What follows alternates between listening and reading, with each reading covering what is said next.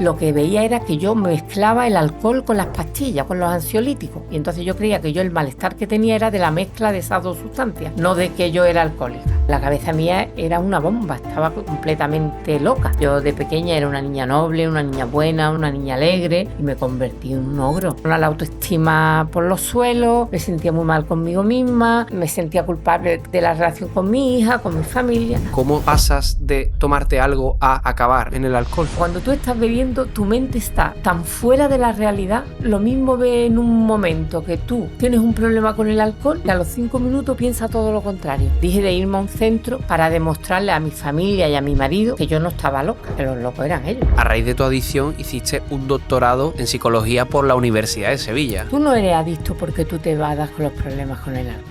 Tú utilizas tus problemas como excusa para beber. Esta enfermedad no se puede ocultar porque los niños pueden venir genéticamente predispuestos. Una persona que deje bruscamente de beber se puede morir. Por eso hay que tratar muy bien el síndrome de abstinencia del alcoholismo, uno de los más peligrosos. En los centros hoy día vemos cantidades de hombres y muy pocas mujeres. Y si tú sales a una fiesta, tú ves que el consumo de alcohol está casi igualado en hombres que en mujeres. ¿Por qué crees que es eso? ¿Y qué me dirías de la normalización del alcohol con el disfrute y el ocio? Muy buenas, bienvenidos a Ahora Me Entero. Gracias por estar ahí. Yo estoy con Isabel Mota. Bienvenida a Ahora Me Entero. Hola, buenas tardes. Muchas gracias por estar aquí. Tengo muchas ganas de entrevistarte. Y yo, muchas gracias por invitarme. Estoy súper a gusto y contenta de haber venido. Qué bien. Vamos a echar un buen rato porque quiero aprender de ti. Y el aprendizaje para mí es disfrutar porque tener una persona, como decíamos antes, en primera persona, que nos pueda hablar de una situación tan compleja y nos pueda ayudar, al final eso para mí no tiene precio. Y por eso te digo que es complicado abrirte en canal, que es lo que estábamos hablando antes, una situación tan personal, pero puede ayudar a mucha gente. Claro. Y eso es importante. Yo todo este año me he dedicado, bueno, llevo muchos años, casi 20 años ayudando a personas a recuperarse de esta enfermedad tan difícil de tratar, ¿no? Como es la adicción.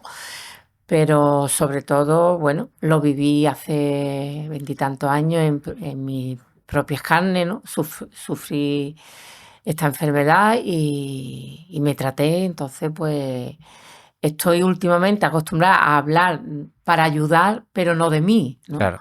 Pero bueno, aquí estoy dispuesta a visibilizar lo que haga falta de esta enfermedad, tanto mi experiencia personal como mi experiencia profesional. Pues ya verá qué buen rato, qué charla más guay, qué clima vamos a crear aquí, porque hemos tenido ya feeling desde el principio. Ya. Y decirte que en esa caja hay una sorpresa para ti que durante la entrevista abriremos. Así que ahí está, y durante la entrevista a ver qué hay ahí. Bueno, pues volviendo a lo que estabas diciendo, hablar de lo que viviste en primera persona, el alcohol en este caso, para el que no te conozca evidentemente y diga, bueno, ¿cómo se empieza a beber? ¿Cómo fue tu inicio? ¿Cómo pasas de tomarte algo a acabar, ¿no?, en el alcohol? Bueno, yo era una niña que vivía en un pueblo, que bebía cuando salía a la feria del pueblo, que me invitaban a una boda o algo de eso, muy jovencita, y bebía como la gente de mi edad. Yo creía que como la gente de mi edad, ¿no? Claro. Después ya con el tiempo pienso de otra manera, ¿no? Pero es verdad que sí, que siempre que salía bebía alcohol, desde muy jovencita. Y también es cierto que bebía y que tenía mucha tolerancia, que bebía mucho y no me mareaba. Eso también he sido consciente después con los años, ¿no? De que mi manera de beber no era normal. Pero bueno, yo vivo, hago un consumo socialmente, soy una niña que me encantaba estudiar, hago mi estudio, termino mi selectividad, me matriculo en psicología, hago la carrera de psicología. Sí que yo noto ya cuando ya desde los 16 a los 18 años noto como que yo soy muy nerviosilla, una persona muy inquieta, a veces con ansiedad, pero sin identificarla. Esto lo hablo desde esta perspectiva, ¿no? Noto que soy muy inmadura emocionalmente, impulsiva, Pero bueno, soy una niña muy curiosa, me gusta estudiar, bebo los fines de semana, cuando salgo para celebrar los exámenes, un poco una vida aparentemente normal, Ujú. pero no lo era, no lo era. Con los años me voy dando cuenta de que las cosas no me funcionan bien. No me siento bien conmigo. Las relaciones que tengo eran relaciones, bueno, una relación que tuve, una relación muy tóxica, una relación de maltrato físico y psicológico fuerte, y todo lo tapaba con las fiestas, con el beber. Mi familia no sabía de la misa a la mitad, ni mis padres, ni nada, porque yo cuando bebía era los fines de semana, me quedaba a dormir en casa de amigas, todo muy tapado, Ujú. ¿sabes? Y después, como yo era una niña que estudiaba y que eso, pues no, no se veía dónde Claro. estaba la enfermedad para nada. Porque tu actitud, como, es decir, yo entiendo que cuando empiezas a beber casi no te das cuenta, ¿no? Vas viviendo pues poco a poco, consumo social, cada vez más, cada vez más. Mm. ¿A qué punto fue el que a lo mejor dijiste tú misma, te diste cuenta de algo, de que algo no iba bien, o no te diste cuenta? Bueno, tú te vas dando cuenta de que la vida no te va bien. Tú no relacionas cuando, aunque Ujú, uno esté en la calle y uno pruebe los porros, pruebe la ujú, cocaína y todo, ¿no? Pero cuando, digamos, tu droga estrella es el alcohol, todo está muy enmascarado, ¿no? Porque tú sales y te emborrachas, y tú cuando bebes y te emborrachas te crees que los que están contigo también beben lo mismo que tú, ¿no? claro. Entonces tú no crees que tú tengas un problema con el alcohol. Entonces yo pensaba que yo tenía un problema, pues, con esta relación tóxica, que había sufrido maltrato, que la había pasado mal, episodios que he vivido durante mi vida de infancia, que me habían dado, me habían hecho pasarlo mal, pero tú no crees que sea un alcoholismo lo que tienes. Entonces llega un momento donde yo, bueno, termino esta relación, sigo estando mal, me pongo mucho peor. Ya mi familia se van dando, porque ya tengo accidentes con coche, que iba Ujú. bebida, entonces ya mi familia se va dando cuenta de que algo en mí no va bien. Y bueno, lo que pasa es que yo conozco a que actualmente es mi marido, y ahí hago como un parón, ¿no? Que uno de los síntomas del alcoholismo es dejar de beber. Deja de beber para que tú te autoengañas diciendo: ¿has visto como yo? Mi problema no es el alcohol. Eso es Ah, eso no lo un sabía. mecanismo inconsciente que hace el cerebro. Entonces yo, claro, mi familia, cuando yo conozco a mi marido, que ya él tenía una persona que tenía su familia, era separado, con niña, pero su vida estructurada, pues mi familia lo veo bien, porque como diciendo, este hombre va a ser que le va a dar estabilidad a ella, esta niña necesita estabilidad. Y entonces yo empiezo con él, muy bien, dejo de beber, me voy a una psiquiatra porque yo no estaba bien, no sabía qué me pasaba, quizá era todo el maltrato que había sufrido, no sabía, pero yo no estaba bien, no podía dormir, no, me mandan pastillas para dormir, ansiolíticos, antidepresivos. Total, yo me quedo embarazada, durante el embarazo no bebo, tengo a mi ¿Y hija bien? y ¿Lo bien. llevaste bien? Bueno, no lo llevé muy mal, pero no estaba bien. Pero yo no se lo achacaba a que era que había Claro. dejado de beber. Yo estaba en una abstinencia contenida durante el embarazo. Entonces yo no bebía, pero mi cuerpo estaba mal y mi mente estaba mal. Lo que pasa es que yo no se lo achacaba a que eso era de beber. Entonces cuando yo doy a luz, le doy el pecho a mi hija, y cuando termino de dar el pecho, al otro día empiezo a beber. A beber, pero de una manera brutal. Sí, Empiezo, peor que antes incluso. peor que antes. Es decir, el tiempo que había estado sin beber era como de recuperar el tiempo perdido. Empiezo Ujú. a beber mucho, empiezo a ponerme mal, peleas con mi marido, y ya mi familia ven que, bueno, yo ya mi familia me dicen que yo tengo un problema, que me tengo que ir a un centro, yo no me lo creo, pero yo ya empiezo a beber a escondidas. Es decir, yo era una niña que salía, bebía, entraba, alternaba, y yo ya empiezo a beber en mi casa. Pero cuando dices beber, ¿qué es cerveza o cualquier, Vino, lo que cerveza, el sea? vino de la comida, Ajá. lo bebía, lo escondía, escondía las botellas, me bebí todo el alcohol que había en la casa. Entonces yo ahí ya empecé a tomar conciencia de que yo tenía un problema con el alcohol. Porque cuando tú estás bebiendo, ahora mismo tú lo ves claro todo, ¿no? Pero cuando tú estás bebiendo, tu mente está tan fuera de la realidad que tú no ves nada claro. Tú lo mismo ves en un momento que tú eh, tienes un problema con el alcohol, que a los 5 minutos piensa todo lo contrario, Ya ves. que el problema lo tienen los demás, ¿sabes? Es un Hay caos, autoengaño ahí, es ¿no? un autoengaño tan grande y un trastorno mental tan grande lo que es el alcoholismo y las adicciones, que uno no tiene esa claridad mental para decir, me pasa esto, tengo que quitar esto y me tengo que curar. Eso que lo vemos tan fácil, Fácil. cuando tú estás consumiendo, no es nada fácil. Es a ratos, momentos, días, racha, pero no es una cosa. Y eso es lo que a la sociedad en general le cuesta entender. Porque Claro, cuando dice, esto es una enfermedad. ¿Una enfermedad? ¿Cómo va a ser una enfermedad? sí, Si una enfermedad, si al final está eligiendo beber y sigue bebiendo y no sabe que es algo malo, ¿y tú cómo le explicarías a esa gente que dice eso para claro. que lo entendiera? Claro, la persona que no tiene problema bebe y sabe que el alcohol es una droga que Ujú, provoca daño en ujú. la familia, en la pareja, en el trabajo. Y una persona que no tiene la enfermedad, pues dice, mira, yo me tengo que controlar, yo esto voy a dejar de beber, voy a quitarme la cerveza de lunes a viernes, voy cuando salgo, me tomo 3 copas, después me voy a tomar una botella de agua. Eso es la persona que no tiene la enfermedad. Los que desarrollamos la enfermedad tenemos la voluntad anulada, porque los que desarrollamos la enfermedad resulta que es que el cerebro se daña. Yo no tengo el cerebro de una persona normal. Es decir, mi cerebro posiblemente genéticamente venga predispuesto, dañado como cualquier otra enfermedad, y cuando entra la primera sustancia, que por regla general es el alcohol, la mente se daña. Entonces se daña el sistema de dopamina. La dopamina es lo que te motiva a ti a hacer las cosas. Entonces, o lo que te genera la voluntad de hacer o no hacer algo. Ujú. Entonces, cuando tú desarrollas la enfermedad, esa voluntad está anulada.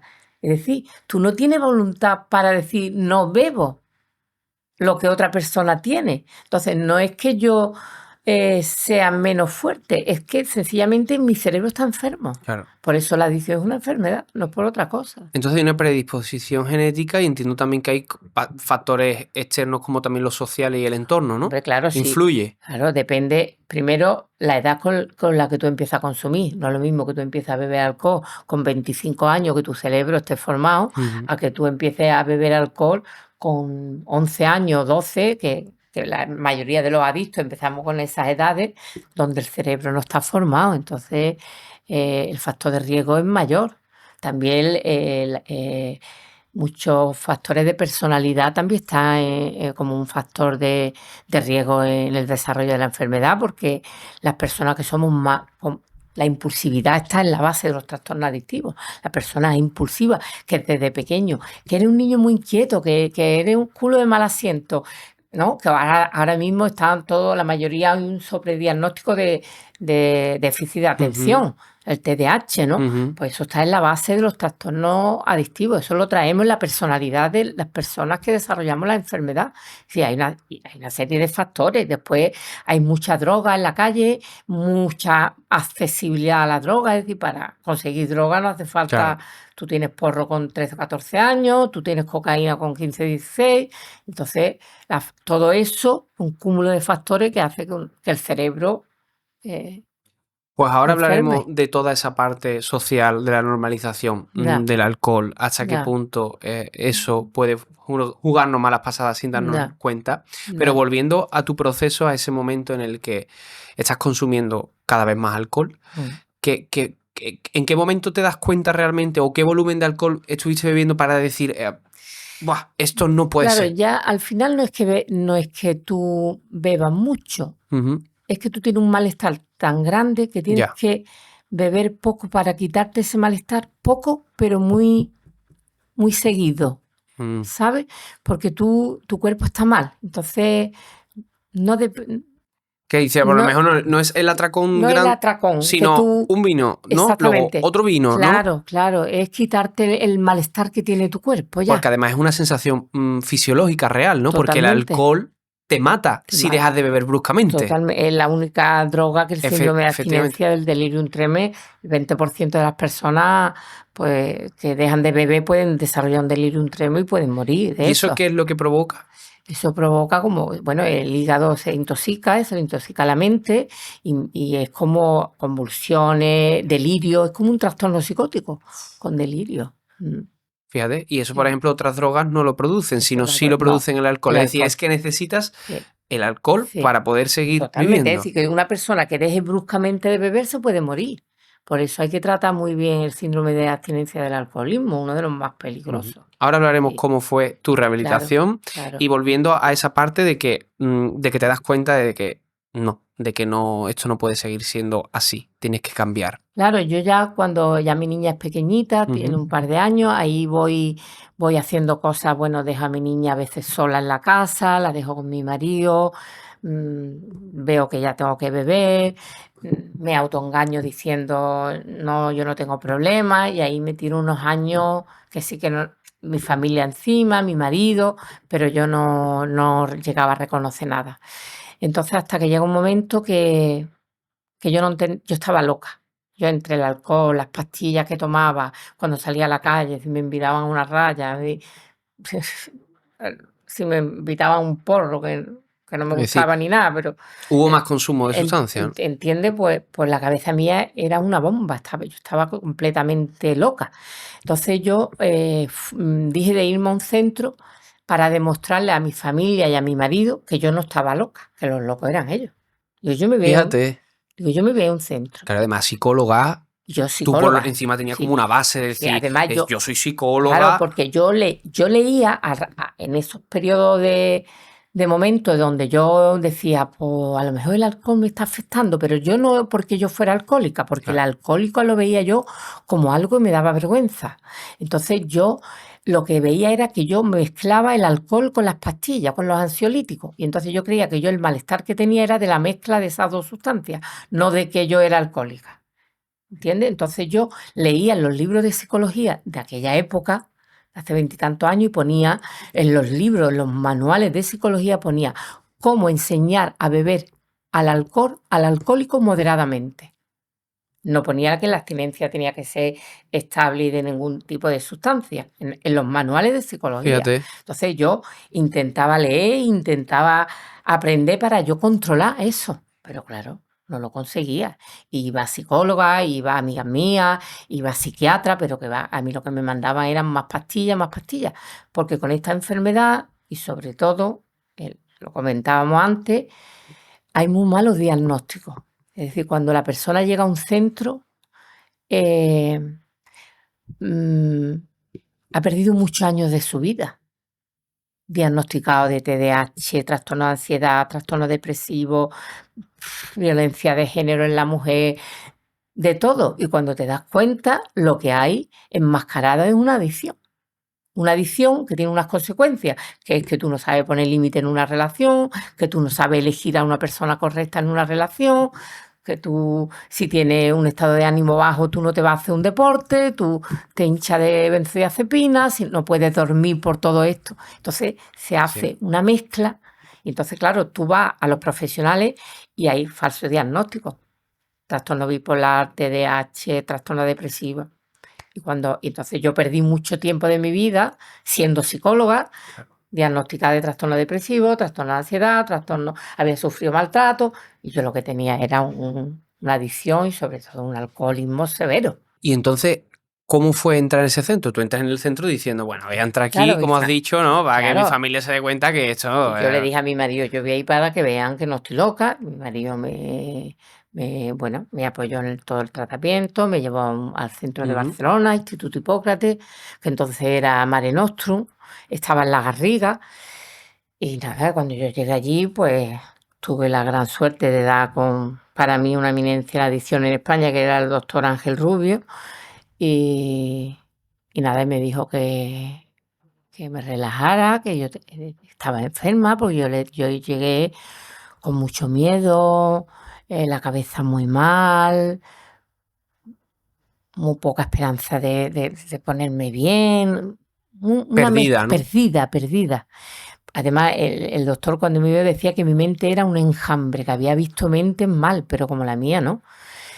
Y total, él me dijo que yo tenía una enfermedad, que esto era una enfermedad, que yo no era una viciosa, que no tenía culpa de nada, que esto, que bueno, que yo había bebido como cualquier otra persona, pero que mi cerebro había enfermado, que posiblemente tenía antecedentes familiares de alcoholismo. Efectivamente, mi abuelo era alcohólico y me lo explicó, ¿no? Entonces, bueno, yo me liberé. Yo me hinché de llorar, Ya ves. me, Te me, sentiste escuchada, ¿no? Claro, También. me sentía comprendida, iba con una culpa de yo no soy buena madre, mi niña, cómo he hecho lo que he hecho, no soy buena mujer, a mi marido, cómo lo he tratado, cómo lo he tratado. Entonces, pues allí me liberé y empecé con una gana inmensa de curarme. Yo le dije al doctor, pues yo de aquí no me voy hasta que no me ponga bien. Y cuando empezaste ahí a reflexionar, a darte cuenta de un poco, a reflexionar sobre lo que había pasado, ¿te enfrentaste a algún momento que en su momento no lo viste como algo grave y ahí te diste cuenta, ¡buah! Eso, ¿cómo hice yo esto? Hombre, negué muchas realidades, peleas con mi marido todos los días, en el trabajo no... Yo estaba de psicóloga trabajando en un centro cuando yo estaba mal. Entonces, pero yo allí, yo estaba muy nerviosa, yo estaba muy inquieta, era muy peleona, todo lo discutía, ¿entiendes? Y todo eso te das cuenta Después. después, claro, Claro. totalmente. ¿Y cómo fue entonces el proceso? Ya empiezas a tomar conciencia de la gravedad del asunto y dices, ahora tengo que curarme. Ya. ¿Cómo es el proceso? Que para el que no conozca, ¿cómo es el proceso? El proceso, primero, para mí fue liberador, ¿no? Porque Ujú. había llegado al sitio que por fin me habían explicado y yo tenía la sensación, como enferma y como psicóloga, de que allí esa gente sí sabían de lo que a mí me pasaba. Y yo decía, lo que yo he estudiado, lo que yo he visto en psiquiatra y en psicólogos, no. Pero aquí sí tienen, esta gente sí saben lo que a mí lo que a mí me pasa. Entonces yo fui humilde y me dejé llevar, ¿no? Yo dije, bueno, pues aquí estoy yo hasta que me cure. No tengo nada más importante que hacer en mi vida porque llevo perdido muchos años. Ya, Yo llegué habiendo sufrido lo más grande, emocionalmente hecha una porquería, una persona la autoestima por los suelos, me sentía muy mal conmigo misma, no sabía qué me gustaba, ni lo que quería, ni lo que no sabía dónde estaba mi sitio, me sentía culpable con el tema de la relación con mi hija, con mi familia, un caos. Entonces yo me dejé de llevar, me lo hice fácil, aunque el proceso mío fue difícil, porque como yo había tomado mucha benzodiazepina, yo era adicta al Orfidal, al Lorazepam, al Transilium. Entonces yo pienso que es la droga más difícil de tratar. fíjate. Porque yo en mi época, hoy día, te medican, te medican con antipsicóticos en dosis bajas y entonces puedes dormir, pero a mí no me medicaron en la época mía. Me medicaron creo que 20 días para el síndrome de abstinencia y nada más. Entonces me lo quitaron todo. Entonces yo me tiré casi 2 años sin dormir apenas. Yo dormía muy pocas horas. Yo tenía un trastorno del sueño muy fuerte provocado por la adicción. Entonces, claro, ahí lo pasé mal. Lo pasé porque sin dormir, imagínate, unos dolores de cabeza.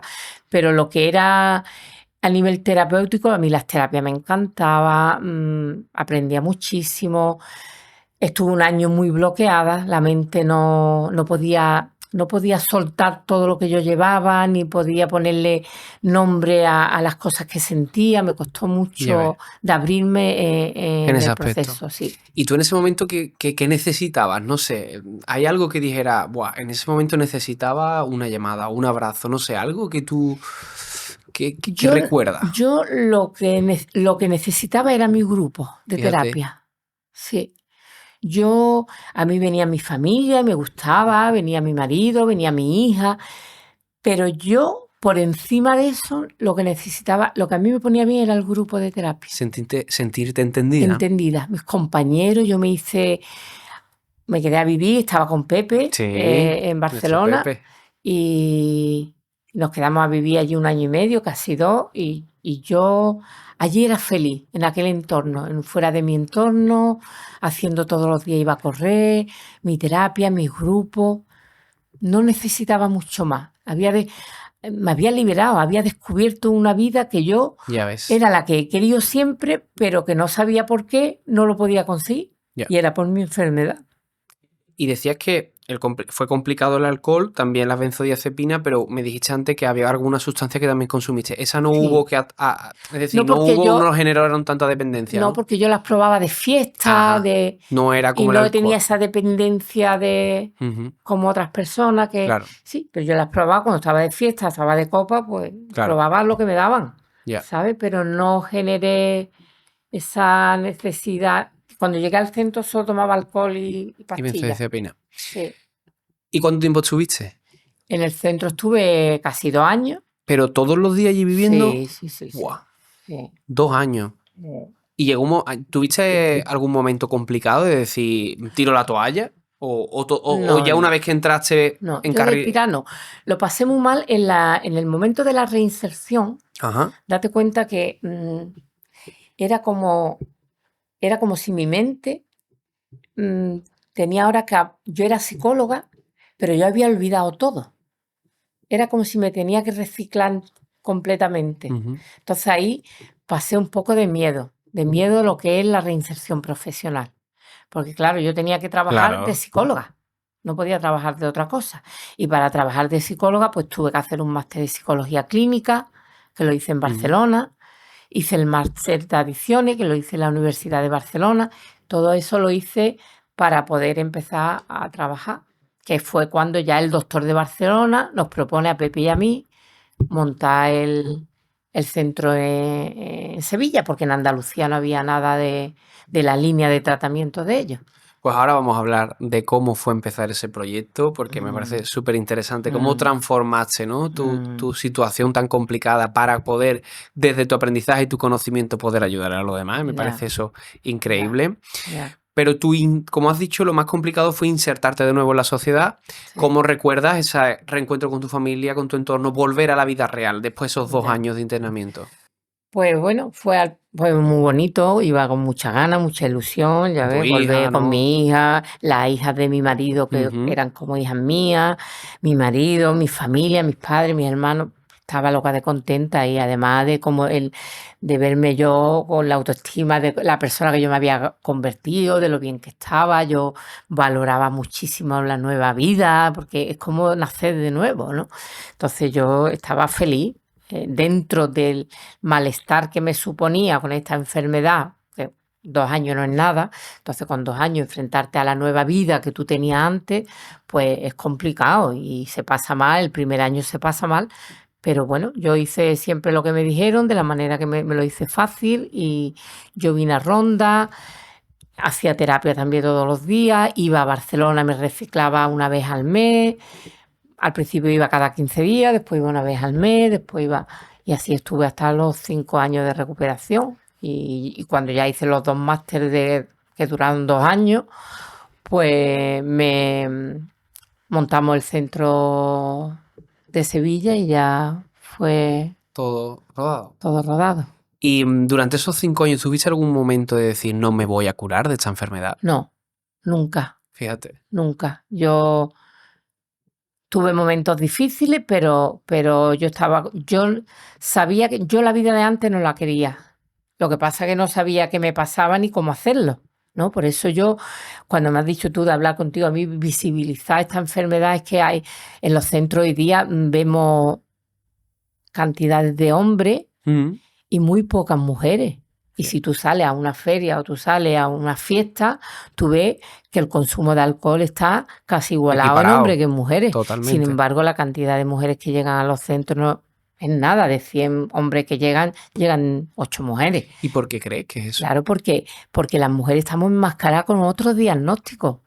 Las mujeres sentimos vergüenza de esta enfermedad. Sí, es como una viciosa, lo que decías Claro, antes, es una ¿no? viciosa. Además, por regla general, las relaciones que buscamos son relaciones complicadas. Culpamos de lo que nos pasa a ese tipo de relaciones, no al verdadero problema que es el consumo. Entonces está todo muy enmascarado. Entonces las mujeres están diagnosticadas de depresión, de ansiedad, de maltrato, pero no de una adicta. Y las mujeres lo tapan con las compras compulsivas, se tapa mucho de las adicciones, se tapa con las compras compulsivas, con el consumo de psicofármacos, de alcohol. Hay mucho enmascaramiento de la enfermedad. ¿Y qué crees que se puede hacer para intentar, nada, visibilizar, ¿no? Como aquí, Hombre, ¿no? y también, Decir bueno, que... los psicólogos ya hoy día están más formados Claro, y los psiquiatras más, y entonces, porque yo cuando llegaba a la psiquiatra o cuando llegaba una compañera mía psicóloga me preguntaba, ¿tú qué bebes? Yo lo normal. Claro, entonces ahí hay que ahondar más y hay que tener más conocimiento de la enfermedad para darte cuenta que estás delante de una persona adicta. claro. Entonces, no se enmascare tanto. Y durante ese proceso de recuperación ya sí te sentiste entendida y no estabas perdida, o tuviste también algún momento de estoy No, perdida. no me Ya ahí sentía sí así. conseguiste Sí, encontrarte sí, y tomar sí. la rienda de tu vida, ¿no? Claro, yo en el momento de que yo entiendo la enfermedad y que yo acepto lo que tengo, tú lo transmites. Claro. Entonces lo que tú transmites es lo que ven las personas y la gente reacciona bien, ¿sabes? ¿Y tuviste algún momento alguna recaída después de esa No, recuperación? nunca, jamás, jamás. No, yo tenía claro que yo no quería esa vida, que no quería consumir, que me costara lo que me costara, estaba enamorada de mi nueva vida y eso no lo quería perder ni lo voy a perder nunca, nunca jamás. ¿Y qué es lo que hay que tener muy claro una vez que te rehabilitas, en este caso del alcohol, para no volver a caer en la adicción? Ya. Hombre, son varias cosas. Primero tienes que tener claro de dónde viene, Ujú. eh, de dónde viene y el daño que te ha hecho. Después tiene que ver que esta es una enfermedad de por vida, es decir, no porque pase unos años y tú ya estés rehabilitada, tú puedes consumir controladamente. Eso es imposible porque el cerebro de un adicto tiene memoria. En el momento que entre otra vez el alcohol, aparece el mismo proceso y se produce otra vez la compulsión y el deterioro. Ujú. Y entonces esas dos cosas las tienes y que tienes que cuidar la enfermedad de por vida.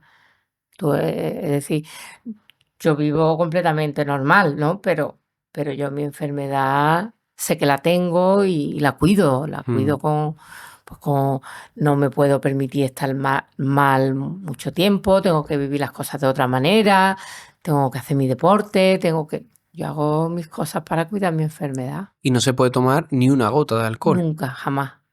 Ni alcohol, ni nada que sea psicoactivo, ninguna Fíjate, sustancia que sea psicoactiva. La codeína y muchas cosas, por ejemplo, muchos fíjate. muchos fármacos, por ejemplo, para el Paracetam- resfriado, Paracetamol con codeína. con codeína o el Frenadol, cosas, no se puede tomar porque la codeína es un derivado opioide, entonces no se puede tomar.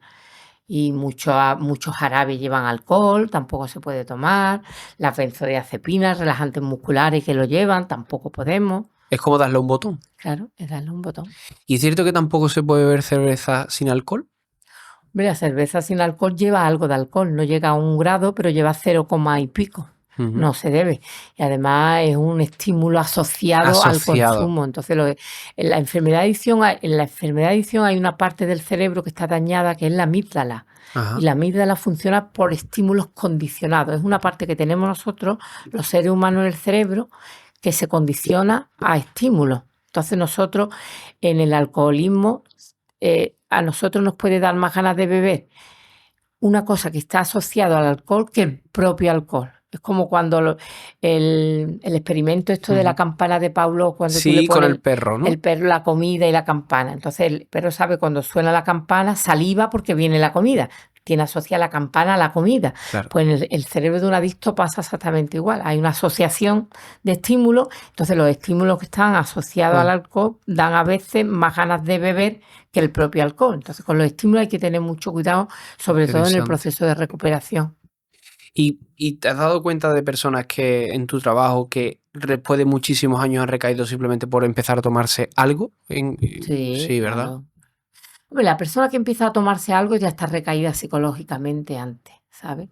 La enfermedad de adicción, una cosa es el acto de consumir y otra cosa es la recaída.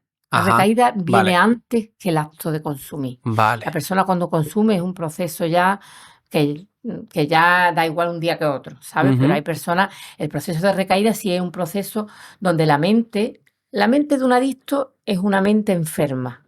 Entonces, está el estado de cuando la mente está en activo, que es cuando la mente está con las actitudes de una persona obsesiva, manipuladora, con cambios de humor, que se pone a la defensiva, prepotente.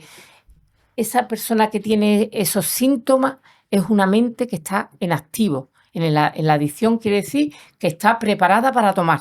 Vale. ¿Vale? Y la mente, la persona humilde, tranquila, pausada, madura, es una mente que está en recuperación, en rehabilitación.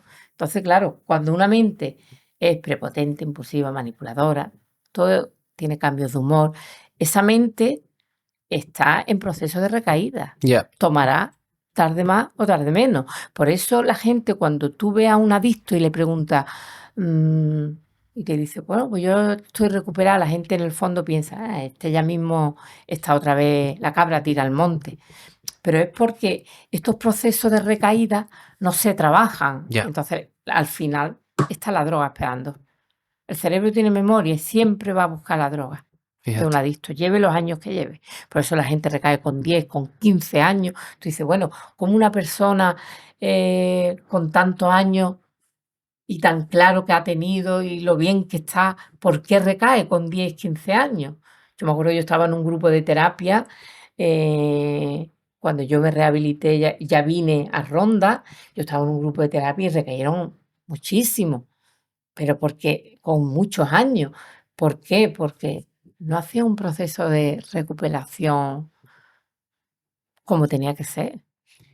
Y esa gestión tan importante de las emociones, ¿no? Que, como has dicho, para intentar controlar esa impulsividad, toda esa, cuando te enfada, toda esa parte que te puede llevar a ese consumo, entiendo que hubo una Isabel que un antes y un después, ¿no? Porque con ese proceso de recuperación entró esa pausa, ¿no? Entró ver la vida desde otra perspectiva y entiendo que tu familia vería ahí una persona que echaba muchísimo de menos, ¿no? Hombre, mi familia que estaban felices, mi familia estaban todos amargados de ver hombre, yo de pequeña era una niña noble, una niña buena, una niña curiosa, me gustaba estudiar, una niña alegre y me convertí en un ogro, en una persona peleona, siempre irritada, loca perdida, muy estartalada. Entonces, claro, cuando yo volví y era un poco la chica que yo era, Ujú. mi familia estaban felices, todo el mundo, y las amigas, las verdaderas amigas, que también habían pasado muy mal conmigo, se vuelcan. Luego los adictos y las adictas somos por regla general en nuestra impronta, en nuestro carácter, somos personas cariñosas, somos personas generosas, somos personas que nos gusta ayudar, somos todos así un Tiene un perfil poco, que coincide, ¿no? sí, y eso, pues claro, cuando tú estás recuperado, pues eso atrae mucho a la gente y entras muy bien en todos los círculos. Pues ve esa caja que te dije que al principio tiene una cosa para ti. Vamos a abrirla, ¿no? Venga.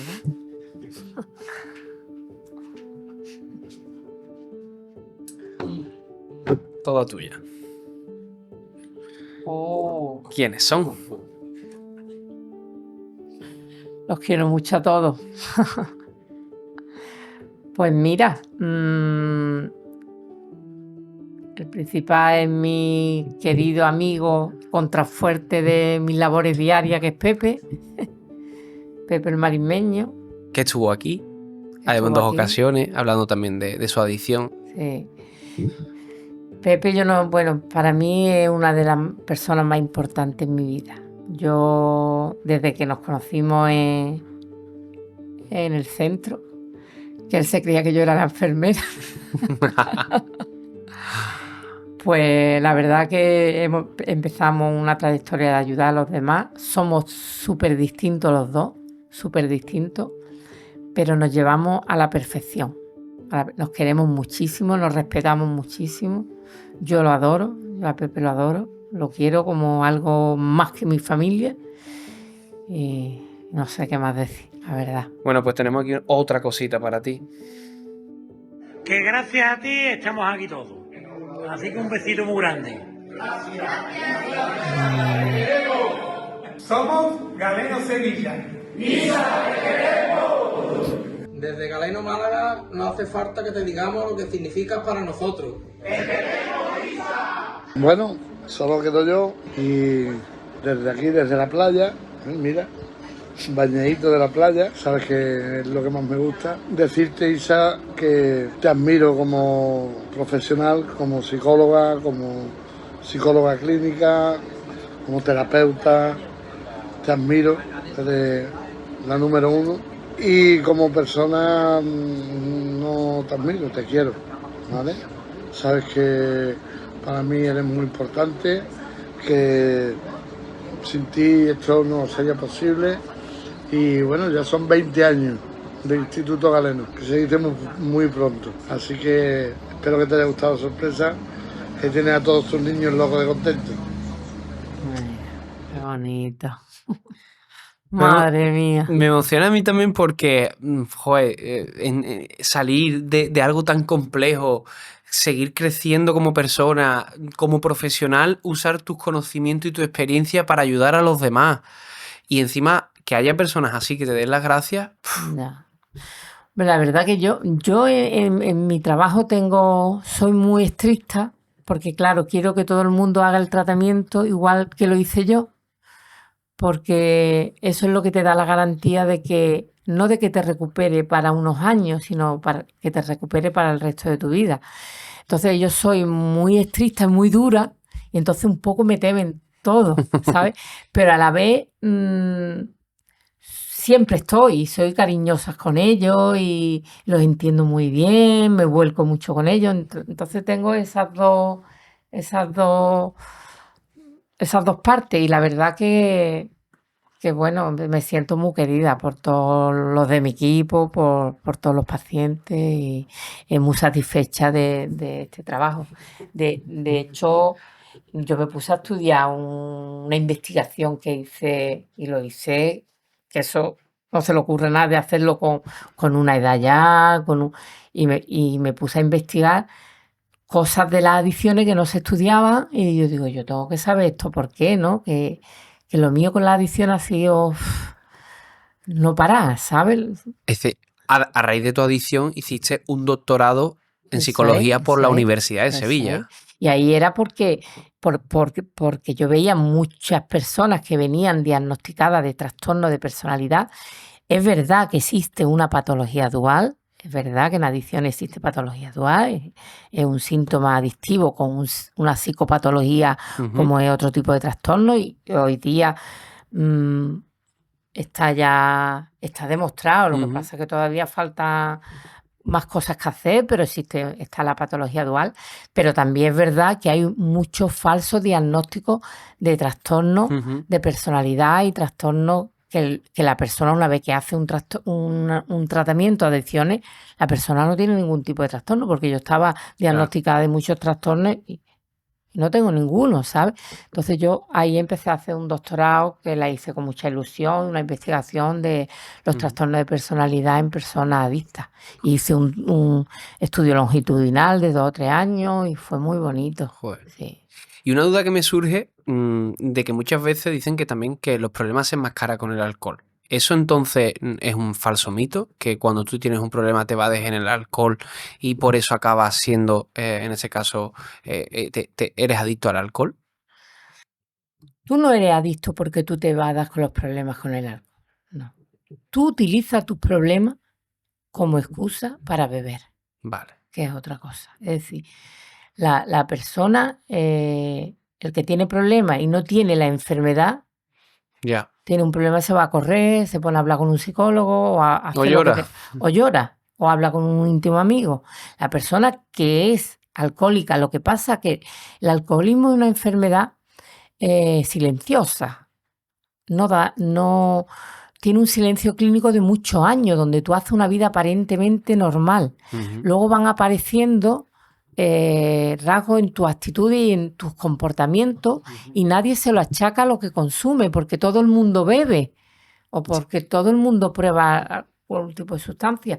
Pero claro, con los años aparece la enfermedad. Aparece la enfermedad, que es cuando ya la sociedad, cuando ya la familia ve que esa persona es adicta o es drogadicta. Es cuando ya ve que hay muchos problemas económicos, problemas en la pareja, problemas en el trabajo, la persona consume todos los días, pero claro, ese es la punta del iceberg. Ya. La enfermedad está desde los 14 años, desde que la persona empieza a beber, ¿sabes? Son muchos años donde hay un silencio clínico y donde nadie es consciente de lo que hay. ¿Y qué me dirías de la normalización del alcohol con el disfrute y el ocio? Yo creo que hay un abuso del consumo de alcohol. Sí, nada que sea de diversión se celebra sin alcohol. No hay nada. Entonces es una droga que socialmente está súper aceptada. Por eso los centros cada vez hay más gente. Es que queremos legalizar la droga. Bueno, pues no sé. Los centros cada vez tenemos más. Y las personas no enferman con la cocaína, ¿eh? Las personas, la mayoría, enferman con el alcohol.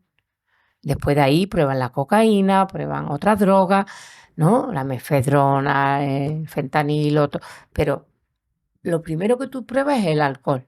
Y si el cerebro viene genéticamente predispuesto, cuando entra el alcohol, aparece la enfermedad, aparece el autoengaño, aparece la impulsividad y aparece las ganas de consumir. Y entonces cada uno va a lo que su cerebro le viene mejor, Ya ves. ¿sabes? Es que Pero normalizar el alcohol es ¿Y qué crees que hay que hacer? ¿Una campaña de concienciación claro, por parte de las administraciones? claro, Mejor. totalmente. Igual que se hizo con el tabaco, exactamente igual, pero el alcohol no interesa, Porque hay mucho impuesto, claro, que se saca totalmente, también mucho dinero a raíz de ahí.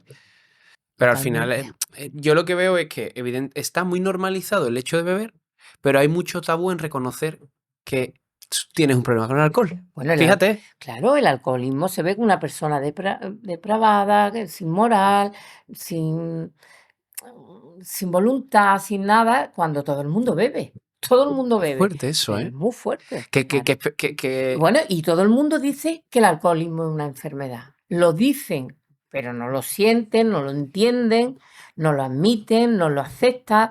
Una enfermedad que da vergüenza. Eso es lo que hay. ¿Y qué explicación psicológica le das a esa dualidad que tenemos todos, de que todos bebemos pero luego nos enfrentamos a tal vez porque no hay una conciencia real del peligro del alcohol? Claro, la conciencia real del peligro del alcohol se desarrolla en las familias que padecen esta enfermedad. Ajá. Cuando tú en la familia padeces esta enfermedad, sí, pero hay un silencio también, ¿sabes? Hay un silencio, toda la familia lo tiene muy tapado. Es decir, cuando tú tienes tu familia y tu marido tiene una enfermedad de corazón, tú no se lo ocultas a tu hijo. Pero cuando tu marido va a curarse a un centro de droga, tú lo ocultas. Por mucho, los profesionales tenemos que decir, no, esta enfermedad no se puede ocultar. Hay que, Claro. a los niños hay que decirles, pues papá está enfermo por esto, por esto, por esto. ¿Por qué? ¿Por qué? Porque los niños pueden venir genéticamente predispuestos. Y los niños desde pequeños tienen que saber que ellos están en riesgo de desarrollar la enfermedad y que ellos, mientras más retrasen la edad de inicio del consumo, menos riesgo tienen de padecerla. Entonces, todo eso hay que transmitirlo, ¿no? Y siempre se trata de ocultar, de tapar, con la vergüenza, Es que me parece muy interesante esta reflexión porque es que es importante porque está en nuestro día a día Sí, y hay una dualidad una en ese dualidad, aspecto. sí. Y es muy importante. Además, me dijiste que también hay relación entre el alcohol y el juego. Sí, bueno, antiguamente estaba muy relacionado el consumo de alcohol y el consumo de las maquinitas tragaperras que Cierto, había en en los bares, en es los verdad. bares. Entonces, la persona se ponía a beber y a jugar a las máquinas y había ahí como... Y luego incluso dejaba de beber, pero seguía jugando a las máquinas y llegaban con un problema de ludopatía. Hoy día el perfil de personas que viene son personas más jóvenes, personas con apuestas online y consumo de cocaína. Date cuenta que la impulsividad que da la cocaína y el colocón que da la cocaína está más relacionado con el trastorno por juego. Esa base de impulsividad está en el trastorno por juego de Ujú, apuestas online con el consumo de cocaína y en gente muy jóvenes. Están ujú. llegando a los centros hoy día. Y es Sí. complicado trabajar a día con personas con adicciones así. Hombre, es complicado porque date cuenta que le tienes que quitar el móvil, las redes Móvil hay sociales. que quitarlo por generar dopamina, a lo mejor tal vez. No, porque es un estímulo. El móvil es un estímulo para una persona que haya estado jugando en apuestas online. Claro, El móvil, internet, todo eso lo tienes que quitar porque tú tienes que deshabituar el cerebro. Y no hay otra manera de deshabituar que quitarlo todos los estímulos y después empezar una reinserción de manera progresiva y gradual. y el control incluso del dinero, ¿no? El dinero es como para un adicto al juego, el dinero es la droga. Claro. Es como la sustancia en un adicto a la cocaína. Entonces el dinero se lo tienes que quitar. Entonces ahí tienes que hacer unos controles muy fuertes y la persona tiene que estar muy rendida a lo que tiene que hacer. Y la familia también. Y si ahora mismo nos está escuchando alguien que tiene un problema de adicción o algún familiar que conoce que tiene un problema de adicción, ¿qué crees que puede hacer? Hombre, lo principal es pedir ayuda a los profesionales, ¿no? Nosotros en Instituto Galeno muchas veces lo que hacemos es mm, prestar ayuda no al propio paciente, sino al Es familiar, importante. de que el familiar venga a terapias grupales, no solo visitas individuales. Las adicciones donde más se visibilizan es en las terapias grupales.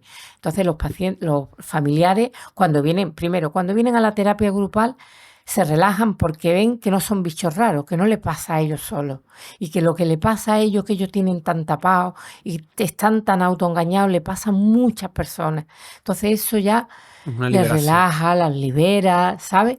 Y se abren para poder entender, no de curar al adicto. ¿Qué tienen que hacer ellos para estar bien? En el momento de que el familiar se tiene claro qué es lo que tiene que hacer para estar bien, el adicto viene. El adicto viene porque la actitud que tiene el familiar con el adicto o con la adicta cambia. Y al cambiar esa actitud, el paciente, el que está sufriendo la enfermedad, ve que ya no puede seguir manipulando de la manera que lo ha hecho. Y entonces es una manera de que el paciente o el adicto o la adicta se dé cuenta de que tiene que pedir ayuda. Pero muchas veces los familiares quieren que vengan su hijo, que vengan su hija, que Ya. venga su padre. No, no, no. Lo que tenéis que venir sois vosotros. Fíjate, eso es importante. Tienen que venir los familiares y empezar a venir a terapia y empezar a hacer las pautas que nosotros decimos. Y una vez que el familiar se pone bien, el adicto o la adicta viene de seguida. Y eso, Sí. fíjate eso que es tan importante. Si a lo mejor Sí. no puedes en este caso llevar a tu hijo o a tu familiar, pues Sí. empieza yendo tú para intentar, Ponerte tú bien, porque efectivamente. la droga no daña solo a la persona que consume, la droga daña a todo el entorno. El mismo autoengaño que va desarrollando la persona que consume, va desarrollando el familiar. Ujú. Pues no es para tanto, mi hijo no es para tanto, yo soy muy exagerada, será la edad, es que la novia no lo entiende, es que en la carrera que ha estudiado es muy difícil y el familiar se va autoengañando y cuando viene a ver la mente del familiar está fuera de la realidad también.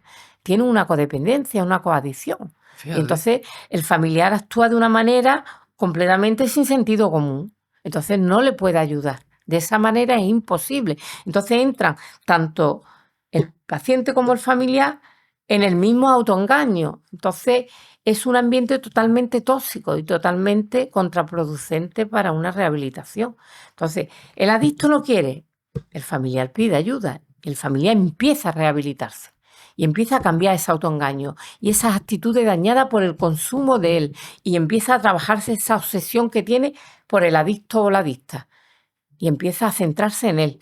Cuando el familiar se rehabilita, el adicto viene de seguido. Sí. Y entiendo que la familia, cuando conseguís, ¿no?, recuperar a esas personas, el agradecimiento tiene que ser que le cambias la vida. La vida completamente, todo, le cambia todo. Las relaciones, muchos matrimonios vienen destrozados del matrimonio porque tienen un hijo con problemas, las mujeres en el trabajo se sienten fatal, todo, toda la vida. Es que la adicción te deja sin ganas de vivir, con ansiedad, sin poder dormir, obsesionada, la cabeza no te para, las amistades no las soporta. Es Claro. tu vida.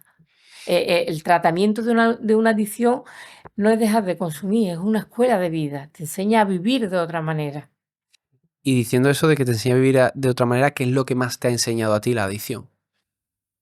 Pues me ha enseñado a vivir el día a día, a valorar las pequeñas cosas, a las pequeñas gratificaciones de ayudar, lo importante que es en la vida de ayudar y de transformar lo malo en lo bueno, y que eso es lo que nos vamos a llevar y eso es lo que nos da la felicidad, las pequeñas Totalmente. cosas. Y en tu trabajo, que estás todos los días enfrentándote a situaciones difíciles, entiendo, ¿qué es lo mejor y qué es lo peor de tu trabajo?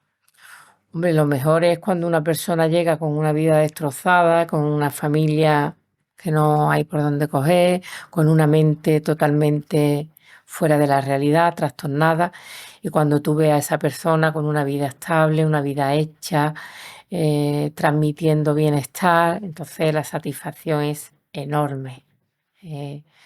Yo ya porque me he acostumbrado, porque llevo tantísimos años y tantas personas rehabilitadas en Instituto Galeno que claro, que ya tú no le das la importancia que tiene, pero eso es lo mejor. Y lo peor es cuando veo a personas que se pueden rehabilitar, Ya, pero la familia no sabe. ya. La familia está tan mal, está tan manipulada, ¿no? Que tú ves que esos niños se pueden terminar suicidando con la droga, pueden terminar en un accidente de tráfico, pueden terminar en la cárcel, porque esas familias no confían en los tratamientos o no quieren hacer las cosas a la manera que nosotros les decimos, ¿sabes? Siguen dentro de su propia codependencia en la manipulación. Entonces te da mucha Ya. rabia, mucha impotencia eso.